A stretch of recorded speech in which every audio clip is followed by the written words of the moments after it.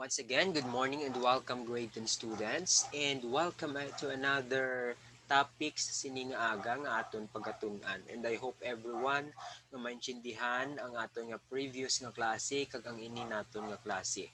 So last meeting din-discuss naton ang about sa quartile. So sa sining nga time nga aga, aton naman pagatunan ang decile. So before we start with our lesson, mga muyo kita danay, mangayo kita sang kaalam agud maintindihan nato ng aton nga klase. Lord Jesus Christ, we are very sorry for all of our sins. Thank you sa imo protection. Thank you sa imo nga pag-guide sa amon as always. Kagara ang sa amon pero nga tagipusoon. Madamo man nga salamat sa kaalam nga imo ginhatag nga maintindihan ang mga topics nga ginat classes and different subject teachers. Lord Jesus Christ, hatagan mo mga bata sang kauswagan sang ilang panghuna-huna agud maintindihan kag ma-apply nila hasta nga mag senior high sila kag mag college sila. This we ask in Jesus name we pray. Amen. Okay, class, for our Bible verse of the week taken from the book of Proverbs, chapter 3, verse 6. In all thy ways acknowledge him, and he shall direct thy path. So class, we are going to discuss this morning all about sa decile for ungroup data. So last meeting, in-discuss nato ng quartile. So sa quartile, siya gina-divide into 4. Sa diri naman sa deciles, gina-divide nato ng data into 10 equal parts.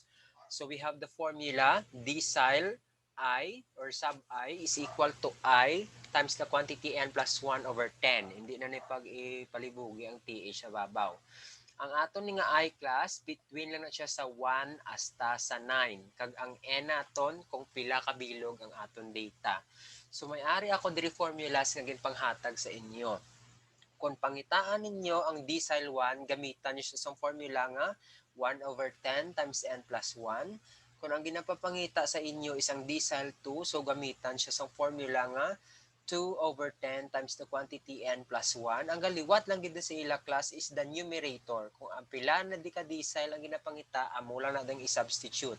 Constant na ang 10, constant man ang n plus 1. So para hindi ka mo mabudlayan, ang tandaan nyo lang gid, ang 10 nga denominator kag ang n plus 1, kay ang ini sa babaw nakadepende lang ni kung ano nga decile ang ginapangita. Ano nga posisyon ang ginapangita. So decile 3, we have the formula 3 times 10 times the quantity n plus 1. And for decile 4, we have the formula 4 over 10 times the quantity n plus 1. And for decile 5, we have the formula 5 over 10 times the quantity n plus 1. And for decile 6, we have the formula 6 over 10 times the quantity n plus 1. And for decile 7, we have the formula 7 times 10 times the quantity n plus 1. And for decile 8, we have the formula for 8 over 10 is multiplied by the quantity n plus 1. And for decile 9, we have 9 over 10 times the quantity n plus 1. Para aton maintindihan, hatagan ta example. So these are the scores of 15 students of grade 10 in a 20 items mathematics test. So amo na siya ang 1, 7, 9, 12, 15, 18, 20, 15, 14, 13, 15, 20, 23 kag 5. So ang imuon dira naton class step 1 is i-arrange ang numbers in ascending order. So i-arrange na sa naton halin sa pinakanubo hasta sa pinakataas. So ara na class gin-arrange ko na siya.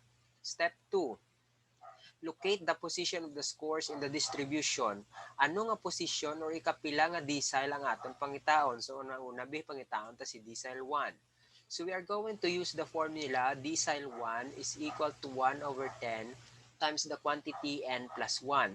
Pagkatandaan class nga si n, isipon mo lang na kung pila kabilog numbers, amo na siya ang value ni n. So sa ining ugada, hindi naman kinahanglan isipon kaging given ko na ang 15. So ang n naton is 15. So substitute lang ang value ni n. So 15 plus 1 is 16. So 16 times the 1 over 10 is 1.6.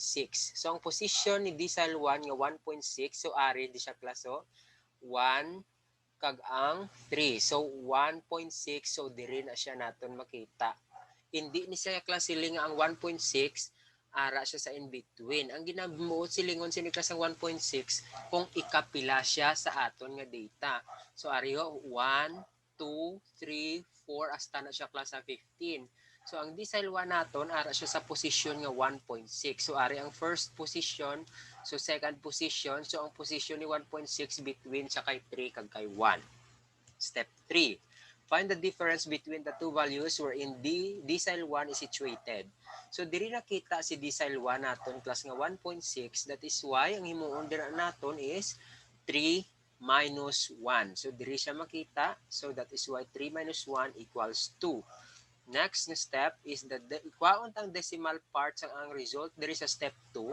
Since may ara kita decile 1, ara siya sa position nga 1.6, kwaon ni nato na decimal part nga 0.6, i-multiply na siya naton diri sa result naton sa step 3 which is 2. Therefore 0.6 times 2 is equal to 1.2. Next, step 5. I-add natin ang results ng step 4. May ari kita 1.2 sa step 4 sa number nga pinakagamay diri nga ginpili naton sa step 3. So may ara kita 3 kag 1. So ang pinakagamay or the smallest number is 1. So 3 in step 3 to get the value of 1. So may ara kita, i-add naton ang 1.2 kag ang 1 nga smallest number sa step 3. So decile 1 is equal to 1 plus 1.2. Since ang smallest number diri is 1, i-add naton ang 1.2, amo na siya ang value ni decile 1 which is 2.2. Class, pagatandaan gid, amo lang gid ni ang mabulig na kon sa inyo which is ang step by step nga process. Kay usually class ang teacher wala na gina step by step ang process, may iban nga process which is complex kag budlay. So ako sa amo lang gid mabulig ko sa inyo nga yung pangitaan ko gid idea para lang mapahapos nga matandaan gid ni siya ninyo kay ang ini nga pamaagi sang aton nga decile amo man to siya sa pamaagi naton sa quartile, amo man ni ang pamaagi hasta sa percentile. But silingon, applicable man ini siya nga pamaagi sa quartile kag sa percentile. So amo lang gini siyang mabulig ko sa inyo kay magamit nyo gini hasta mag senior high kag mag college kamo. Since this is a step by step ang akon gid provide sa inyo.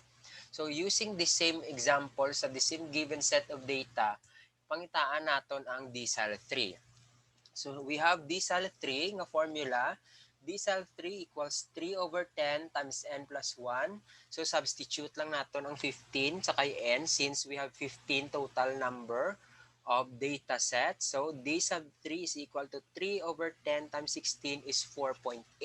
So ika 4.8 nga position. So 1, first position, second position, third position, fourth position. So ang aton nga decile 3 nga kuan naka ara siya sa 4.8, so in between siya sa 9 kag 7 nga value. So ang step 3 naton ipangitaon naton ang difference ng duha ka values wherein si D3 is situated. Since ang 4.8 ang position, so ari siya in between sang 9 kag 7. So we have 9 minus 7, we have 2. The same process, ikwaan naton ang decimal parts ng step 2 which is 0.8. I-multiply ta siya sa aton nga result sa step 3. So 0.8 times 2 is equal to 1.6.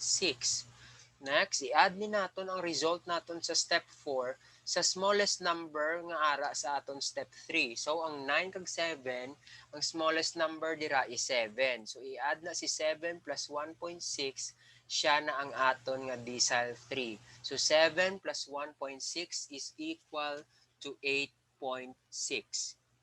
Okay, another example.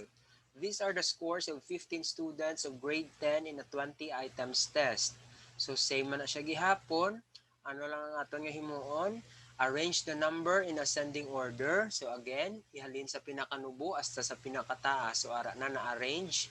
Same data na gyapon. Pero kay ang ginapapangita class naton is decile 5. Hindi na siya naton kinahanglan pang